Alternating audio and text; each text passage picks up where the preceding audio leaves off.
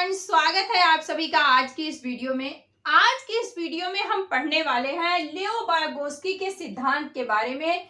जो इन्होंने सामाजिक सांस्कृतिक सिद्धांत दिया उसके बारे में हम पढ़ेंगे।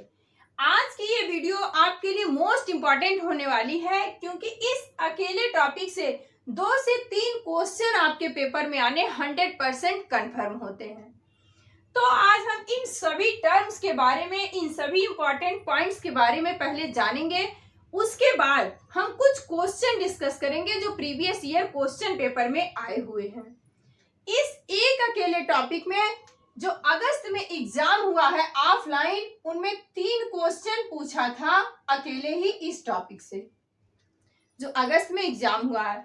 और जो 21 जनवरी को एग्जाम हुआ है वहां पे भी 2 क्वेश्चन पूछा गया था इस टॉपिक से, लियो वाइगोत्स्की के सामाजिक सांस्कृतिक सिद्धांत से। क्वेश्चन क्या था अभी लास्ट में डिस्कस करेंगे, बट एक बार आपको दिखा देते हैं प्रीवियस ईयर क्वेश्चन पेपर से। क्वेश्चन पूछा था लियो वाइगोत्स्की के अनुसार क्या है सामाजिक भाषा, संज्ञानात्मक विकास, भाषा विकास, यही क्वेश्चन था। फिर दूसरा क्वेश्चन पूछा था इसी टॉपिक से, लियो वाइगोत्स्की के सिद्धांत के अनुसार आंतरिक वाक, जो यहाँ हमने प्राइवेट स्पेस लिखा है, व्यक्तिगत वाक को क्या कहते हैं। फिर थर्ड क्वेश्चन था, तीसरा क्वेश्चन था, लियो वाइगोत्स्की के अनुसार बच्चों में संकल्पनात्मक योग्यताओं के विकास में महत्वपूर्ण भूमिका निभाता है। कौन निभाता है? बच्चों का सहयोग, मूर्त पुरस्कार, या सामाजिक अलगाव, या सामाजिक विकास। तो इन सारे क्वेश्चन को हम डिस्कस करेंगे। आप वीडियो पूरी देखिएगा, बीच में स्किप मत करिएगा। आज की ये थ्योरी आपके लिए मोस्ट इंपॉर्टेंट है। तो सबसे पहले हम जानेंगे लियो वाइगोत्स्की कौन थे। तो वाइगोत्स्की एक रूसी मनोवैज्ञानिक थे। कौन थे? रूसी मनोवैज्ञानिक थे। ये आपके सीटेट के पेपर में नहीं पूछता है, बट ये यूपी टेट वगैरह में पूछ लेता है कि वो कहाँ के रहने वाले थे। तो वो रूसी मनोवैज्ञानिक थे। इन्होंने कहा कि यदि आप चाहते हैं आपके बच्चे का विकास हो, भाषा विकास हो, तो उसे आपको बच्चे को क्या करना चाहिए? बच्चे को आपको समाज से, संस्कृति से जोड़ के रखना चाहिए, इंटरेक्ट करके रखना चाहिए। अंतःक्रिया द्वारा ही बच्चा सीखेगा क्या? भाषा विकास। तो इनका कहना था कि यदि आपको बच्चे में भाषा का विकास डेवलप करना है तो वो कहाँ से होगा? सबसे पहले वो समाज द्वारा भाषा सीखेगा, फिर कुछ अपनी संस्कृति से सीखेगा। समाज और संस्कृति को मिला करके ही उसके क्या होगा? भाषा का विकास होगा। इनका यही मानना था। इनके सिद्धांत को अलग अलग नामों से भी जाना जाता है। इनके सिद्धांत, सामाजिक सांस्कृतिक सिद्धांत को ही सामाजिक संज्ञानात्मक विकास का सिद्धांत भी कहते हैं, सामाजिक संरचना का सिद्धांत भी कहते हैं। ऐसा नहीं है कि आपने ये नाम नहीं देखा तो आप कंफ्यूज हो जाए। तो इसके कई नाम हैं, इसके 3 नाम हैं। इन तीनों नामों में से कोई भी नाम आपके पेपर में दे सकता है। लियो वाइगोत्स्की और पियाजे में एक भाषा को लेकर के कंफ्यूजन होता है, वहां से भी क्वेश्चन पूछा जाता है। उन टर्म्स के बारे में भी अभी हम पढ़ेंगे। लियो वाइगोत्स्की का मानना था कि भाषा पहले आती है। भाषा पहले आती है। ये किसका मानना था? तो वाइगोत्स्की का। और जीन पियाजे का क्या मानना था? जीन पियाजे का मानना था कि विचार पहले आते हैं, विचार पहले आते हैं और भाषा बाद में आती है। इन्होंने कहा आपके अंदर कितने भी विचार हों, बट यदि आपको भाषा नहीं आती है तो आप अपने विचार कैसे व्यक्त करेंगे? और पियाजे ने कहा कि आपके पास भाषा है, बट आपके पास यदि विचार नहीं है, आपकी सोचने की शक्ति नहीं है, तो आप अपनी भाषा को कैसे व्यक्त करेंगे? तो इन दोनों में ही कंफ्यूजन बना रहता है कि किसने कहा कि भाषा पहले आती है और किसने कहा विचार पहले आता है। तो भाषा पहले आती है ये वाइगोत्स्की ने कहा था, और विचार पहले आती है ये जीन पियाजे ने कहा था। भाषा और विकास को समझने के बाद हम इनके कुछ टर्म्स के बारे में समझेंगे। इन्होंने कुछ टर्म्स दिए जैसे एमकेओ, स्कैफोल्डिंग और जेडीपी। इनसे क्वेश्चन पूछा जाता है, इसके लिए सबसे पहले हम इन्हें जानेंगे। एक सेकंड रुकिएगा।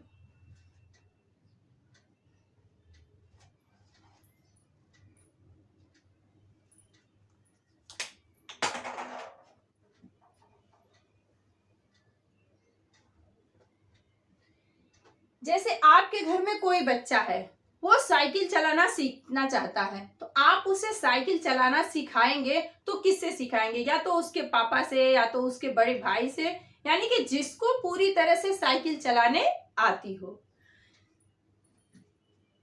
जैसे कोई बालक है,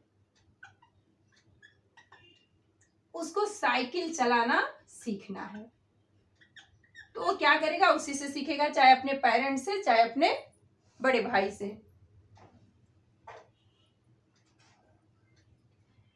तो जो सीखेगा जिससे, उससे ज्यादा तो उसको आता ही रहेगा ना, वही क्या होता है? एमकेओ होता है, ज्यादा ज्ञानी दूसरा, मोर नॉलेजेबल अदर। इसके फुल फॉर्म है, आपको नोट करना है तो आप नोट कर सकते हैं।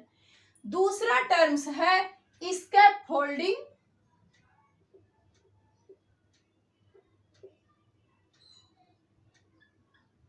दूसरा टर्म्स है स्कैफोल्डिंग, अस्थायी मदद। जैसे जब बच्चा साइकिल चलाना सीखेगा तो उसके पीछे से उसको सपोर्ट देना पड़ता है, उसको बताना पड़ता है कि कब आप ब्रेक देंगे, कब आप पॉडी मारेंगे, कैसे आप साइकिल चलाएंगे। तो वो क्या होती है? वो आपकी स्कैफोल्डिंग होती है, अस्थायी मदद होती है। अस्थायी मदद क्यों कहते हैं?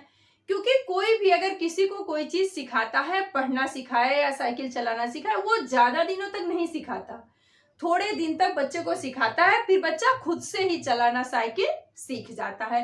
इसीलिए इसे कहा गया अस्थायी मदद। मतलब थोड़े दिन बाद आदमी हट जाता है, बच्चा क्या करता है? खुद से सीख जाता है। स्कैफोल्डिंग को ही बहुत से नामों से जानते हैं। इसे ही क्या कहते हैं? ढांचा कहते हैं, मचान कहते हैं, पाड़ कहते हैं। मतलब इसके कई नाम हैं। मचान, ढांचा और पाड़,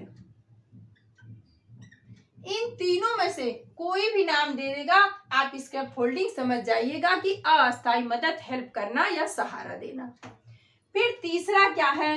तीसरा टर्म्स है जेडीपी, समीपस्थ विकास का क्षेत्र कहिए या निकटस्थ विकास का क्षेत्र कहिए। मतलब जो विकास के, डेवलपमेंट के एकदम नजदीक का क्षेत्र होता है, या ऐसे समझ लीजिए एक ऐसा एरिया जहां बच्चा सीखता हो। इन तीनों के बारे में आपको पता चला। एमकेओ मोर नॉलेजेबल अदर, स्कैफोल्डिंग को स्कैफोल्डिंग ही कहते हैं। JDP zone of proximal development कहते हैं, इसका समीपस्थ विकास का क्षेत्र। ऐसे आपको नहीं समझ में आ रहा है तो हम एक फिगर दिखाते हैं आपको, उससे आपको समझ में आएगा। जैसे आप इस फिगर में देख रहे होंगे कि एक दादाजी हैं, वो पीछे से उसको सपोर्ट कर रहे हैं। ये क्या है? एमकेओ ज्यादा ज्ञानी दूसरा, मतलब दादाजी को साइकिल चलाने आती है, इसके लिए वो बच्चे को सिखाते हैं। क्या है? मोर नॉलेजेबल अदर है। जो बच्चे को पीछे से पकड़ के वो धीरे धीरे सपोर्ट कर रहे हैं, वो क्या होता है? स्कैफोल्डिंग होता है, अस्थायी मदद होता है। जब बच्चा पूरी तरह से सीख जाएगा तो फिर दादाजी छोड़ के हाथ खड़े हो जाएंगे। जेडीपी क्या है? वो जो पूरा एरिया आपको दिख रहा है, पूरा क्षेत्र दिख रहा है, वही क्या होता है? जेडीपी होता है, समीपस्थ विकास का क्षेत्र उसे ही कहते हैं। और जो उसके बगल में दूसरी पिक्चर आपको दिख रही है, उसमें बच्चे को खुद से साइकिल चलाने आ गई है, इसके लिए उसके फादर सिर्फ हाथ पीछे करके खड़े हैं। आई थिंक आपको ये तीनों पॉइंट समझ में आ गया होगा, एमकेओ, स्कैफोल्डिंग और जेडीपी। फिर इन्होंने लैंग्वेज के बारे में कुछ टर्म्स दिए। इन्हीं से क्वेश्चन अगस्त में पूछा था, जो अभी क्वेश्चन हमने आपको बताया वो क्वेश्चन अभी हम डिस्कस करेंगे। सबसे पहले इन्होंने कहा सामाजिक वार्ता, सोशल स्पीच। सोशल स्पीच क्या होती है? सोशल स्पीच बच्चा अपने पास पड़ोस, घर परिवार से जो चीजें सीखता है उसे ही हम सोशल स्पीच कहते हैं, सामाजिक वार्ता कहते हैं। वाक कहिए या वार्ता कहिए, बात एक ही है। इसके अंदर कितने से कितने साल का बच्चा आता है? तो 0 से 2 साल के जो बच्चे होते हैं वो अपने घर में ही, अपने पड़ोस में ही रहते हैं, बाकी दूर नहीं जाते। इसके लिए उनके अंदर ये स्पीच पाई जाती है। नेक्स्ट है व्यक्तिगत वार्ता। इसे व्यक्तिगत वार्ता कहिए या आप निजी वाक कहिए, निजी वाक या आंतरिक वाक, आंतरिक वाक।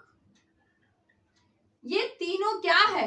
एक ही चीज है, चाहे प्राइवेट स्पीच कहिए, तीनों में से कोई भी आ सकता है। आंतरिक वाक, निजी वाक, व्यक्तिगत वार्ता, कोई भी दे देगा, आप समझ जाइएगा कि ये प्राइवेट स्पीच के बारे में बात कर रहा है। इसमें कितने से कितने साल के बच्चे आते हैं? तो 3 से 6 साल के बच्चे इसके अंतर्गत आते हैं।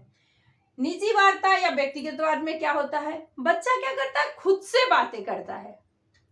जैसे वो कोई पजल लिया है, उसमें उलझा है या सुलझा रहा है, तो वो खुद से ही बोलता है, नहीं नहीं ये वाली इस साइड सेट करेंगे, नहीं नहीं इस कलर को इधर सेट करेंगे, नहीं नहीं इस बॉक्स को इधर सेट करेंगे।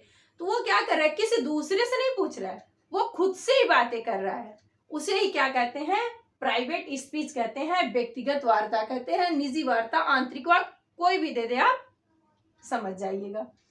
फिर थर्ड है मौन वार्ता, साइलेंट इनर स्पीच। ये बड़े लोग ज्यादातर ऐसा काम करते हैं या बच्चे भी करते हैं, बट थोड़े बड़े हो जाते हैं, 6 साल से ऊपर के बच्चे होते हैं, वो अपने ही काम के बारे में खुद से बातें करते हैं, खुद से ही सोचते हैं, किसी से शेयर नहीं करते हैं, मन ही मन सोचते हैं कि उन्हें आज क्या करना है, उन्हें कैसे पढ़ना है, उन्हें अपने प्रॉब्लम को कैसे सॉल्व करना है।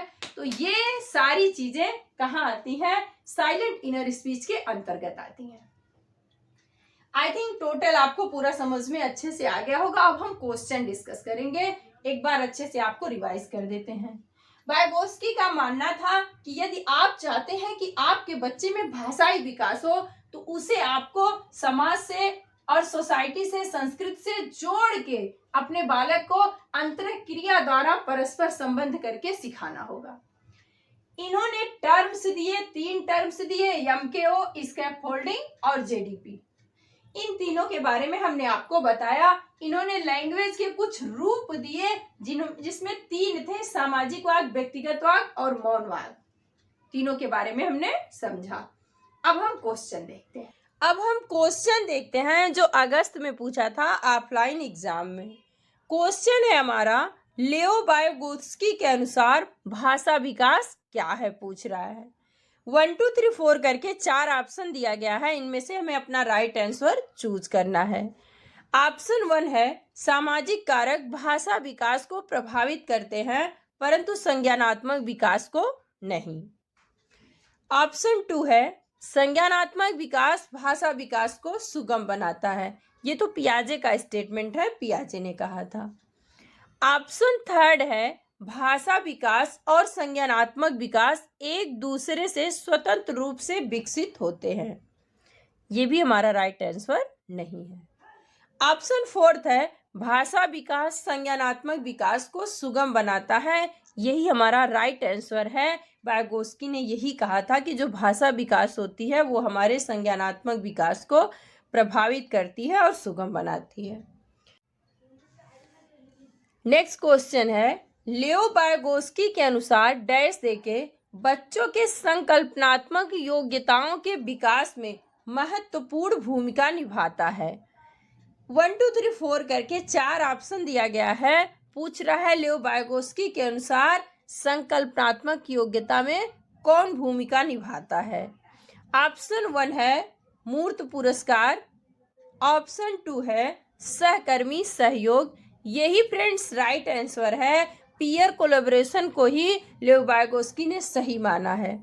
लेकिन जो थर्ड ऑप्शन है सामाजिक अलगाव, जिन्होंने सिर्फ सामाजिक सोशल संस्कृति के बारे में पढ़ा होगा वो थर्ड लगाएंगे, बट राइट आंसर हमारा सहकर्मी सहयोग है, पीयर कोलैबोरेशन है। बट फोर्थ भी हम देखते हैं। फोर्थ है मानकीकृत पाठ्यक्रम, लेकिन राइट आंसर हमारा ऑप्शन 2 ही है। नेक्स्ट क्वेश्चन देखते हैं। 3 क्वेश्चन पूछा था एक ही पेपर में एक ही थ्योरी से। लियो वाइगोत्स्की के सिद्धांत के अनुसार आंतरिक वाक् क्या है, प्राइवेट स्पीच क्या है? ऑप्शन 1 है बच्चों के लिए एक काल्पनिक दोस्त के साथ संप्रेषण करने का एक तरीका है। जी नहीं, ये हमारा प्राइवेट स्पीच नहीं है। ऑप्शन 2 है संज्ञानात्मक परिपक्वता का प्रतीक है। ये भी नहीं है। ऑप्शन 3 है विकासात्मक देरी का संकेत है। ये तो कुछ भी लिखा हुआ है। ऑप्शन 4 है बच्चों के लिए अपनी सोच को नियंत्रित करने का एक तरीका है। यही फ्रेंड्स हमारा राइट आंसर है कि जो प्राइवेट स्पीच होती है, आंतरिक वाक् होता है, वो बच्चों की अपनी सोच को नियंत्रित करने का क्या है, एक तरीका होता है। क्वेश्चन है हमारा जो 21 जनवरी को पूछा था पेपर 1 में, इस टॉपिक से। सीखने के सामाजिक संरचनावादी विचार इस बात की वकालत करते हैं कि डैश दे करके पूछा है। ऑप्शन 1 है व्याख्यान देने और समझाने से प्रभावी शिक्षण सक्रिय होता है। जी नहीं, जिस भी सेंटेंस में, जिस भी वाक्य में व्याख्यान शब्द दे देगा वो हमारा निगेटिव आंसर होता है, वो राइट आंसर नहीं होता है। जब हम आपको निगेटिव और पॉजिटिव वर्ड पढ़ाएंगे तो उनमें हम निगेटिव और पॉजिटिव वर्ड के बारे में जब बताएंगे तो आपके ये सारे डाउट क्लियर हो जाएंगे। ऑप्शन बी है प्रत्याहार और दोहराव की चिंतन प्रक्रिया से प्रभावी शिक्षण होती है। जो दोहराव शब्द लिख दिया ना, यही निगेटिव वर्ड हो गया। दोहराव मतलब रिकॉल कराना, मतलब रटने में ज़्यादा ध्यान देना, रटने की प्रवृत्ति को बढ़ावा देना, तो ये भी एक निगेटिव वर्ड है। ये भी हमारा राइट आंसर नहीं है। ऑप्शन सी है शिक्षार्थी दूसरों से निष्क्रिय रूप से ज्ञान प्राप्त करते हैं। जब वो निष्क्रिय रूप से सीखेगा तो सीखेगा कैसे? तो ये भी हमारा राइट आंसर नहीं है, क्योंकि जो निष्क्रिय वर्ड है वो भी एक निगेटिव वर्ड है। इन तीनों ही ऑप्शन में व्याख्यान, दोहराव और निष्क्रिय, ये तीनों वर्ड निगेटिव वर्ड हैं, इसलिए ये तीनों हमारे राइट आंसर नहीं है। ऑप्शन डी है विद्यार्थी सक्रिय रूप से ज्ञान का निर्माण करते हैं। यही हमारा राइट आंसर है, क्योंकि इसमें जो सक्रिय वर्ड लिखा है, एक्टिव वर्ड लिखा है, ये एक पॉजिटिव वर्ड माना जाता है। पहले भी हमने आपको बताया है कि जो निगेटिव वर्ड, पॉजिटिव वर्ड होते हैं, ये आपके सीटेट के एग्जाम में बहुत ही हेल्प करते हैं क्वेश्चन सॉल्व करने में। नेक्स्ट क्वेश्चन है लेओ वाइगोस्की प्रस्तावित करते हैं कि डैश देके बच्चों में स्वनियमन के लिए महत्वपूर्ण क्या है। जो बच्चों का स्वनियमन होता है उसके लिए महत्वपूर्ण क्या होता है। ऑप्शन 1 है अनुकूलन, ऑप्शन बी संगठन, ऑप्शन सी असंतुलन, ऑप्शन डी निजी वाक्। फ्रेंड्स राइट आंसर हमारा निजी वाक् होगा, क्योंकि ABCD जो दिया गया है वो तीनों पियाजे द्वारा दिया गया है, वो तीनों पियाजे के वाक्य हैं और हमसे पूछ रहा है लेओ वाइगोस्की का, तो लेओ वाइगोस्की ने निजी वाक्, प्राइवेट स्पीच के बारे में बात किया है। एक क्वेश्चन और देखेंगे, उसके बाद वीडियो को हम एंड कर देंगे। निम्न में से कौन सा आलंबन के उदाहरण हैं? ये ABCDE करके 4 दिया गया है। पूछ रहा है इनमें से कौन सा आलंबन का उदाहरण है। आलंबन मतलब स्कैप फोल्डिंग। जैसे स्कैप फोल्डिंग के कई सारे नाम है ना, ढांचा, मचान, पाट, उसी तरह से हिंदी में इसको आलंबन कहते हैं। बहुत सारे बच्चे हिंदी में कंफ्यूजन में पड़ जाएंगे, बट आपको तुरंत इंग्लिश का देख लेना चाहिए, ताकि इंग्लिश में एक ही वर्ड का यूज किया जाता है, हिंदी में बहुत सारे वर्ड का यूज किया जाता है। तो पूछ रहा है स्कैप फोल्डिंग का उदाहरण क्या है। स्कैप फोल्डिंग मतलब क्या होता है? अस्थायी मदद, किसी बच्चे को सहारा देना, यही होता है। ऑप्शन ए है बोलकर सोचो, ऑप्शन बी संकेत और इशारे में, सी है प्रश्न पूछना, डी आधा हल किया हुआ उदाहरण। आधा बच्चे हल किए रहते हैं, आधे में ही जब अटके रहते हैं तो वही तो क्या होता है, बीच में उन्हें सहारा देना, स्कैप फोल्डिंग। ये ऊपर के भी ABC जो तीनों हमने पढ़े, ये भी स्कैप फोल्डिंग के ही उदाहरण है। ऑप्शन डी भी इसका ही उदाहरण है, बट ई भी देखते हैं। रटकर दोहराव करना, जो रिकॉल शब्द है ये एक निगेटिव वर्ड है, तो ये सामाजिक संज्ञानात्मक सिद्धांत में भी नहीं आएगा, स्कैफोल्डिंग में भी नहीं आएगा, क्योंकि ये निगेटिव वर्ड है। अब हम अपने ऑप्शन चूज करेंगे। ABCD में से जिसमें भी ई होगा वो हमारा राइट आंसर नहीं होगा। जिस भी ऑप्शन में ABCD होगे वही हमारा राइट आंसर होगा। तो इस हिसाब से आप पहला ही ऑप्शन देखिए, उसमें ही ये चारों दिए गए हैं ABCD। बाकी जो बी वाला दिया गया है उसमें ई बना है, सी में A और B ही दिया है, डी में ABC दिया लेकिन डी नहीं दिया है। तो इस हिसाब से हमारा राइट आंसर जो होगा वो ऑप्शन ए होगा, जो कैपिटल में ए लिखा है वो। तो आई थिंक पूरी थ्योरी और सारे क्वेश्चन आपको अच्छे से समझ में आ गए हों।